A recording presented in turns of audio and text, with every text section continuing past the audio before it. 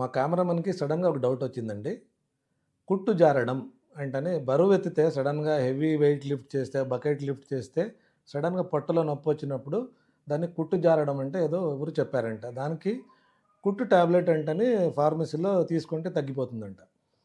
ఇది ఒక అపోహమండి.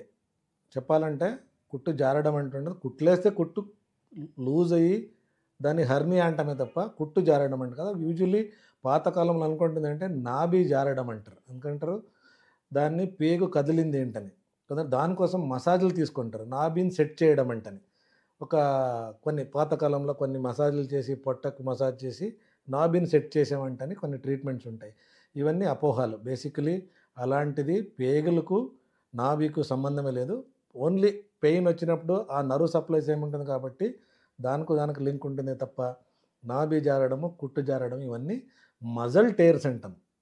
వాళ్ళు చెప్పింది ఏమంటే నాకు అర్థమైనట్టు బరువెత్తినప్పుడు సడెన్‌గా అబ్డామినల్ మజిల్స్ స్ట్రెచ్ అయిపోయి abdominal muscles are divided into packs అంటాం. 6 ప్యాక్స్ అంటా చూస్తారు కదండీ!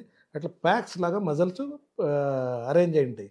ఆ ఒక్క ప్యాక్ డిటాచ్ అయింది ఏంటంటే మజిల్ టేర్స్. దాన్నే కుట్టు జారడం అంటాం. దానికి స్పెషల్ మెడిసిన్స్ ఏమి ఉండవు. కొన్ని రోజులు రెస్ట్ తీసుకుంటే, కొన్ని పెయిన్ కిల్లర్స్ వాడితే డెఫినెట్‌గా సెట్ అయిపోతాయి. సో, కుట్టు జారడం అనేది కుట్లుంటేనే జారాలి. జనరల్‌గా బాడీలో ఎలాంటి కుట్లుండవు న్యాచురల్‌గా. కాబట్టి ఇలాంటి అపోహల్ని నమ్మకండి.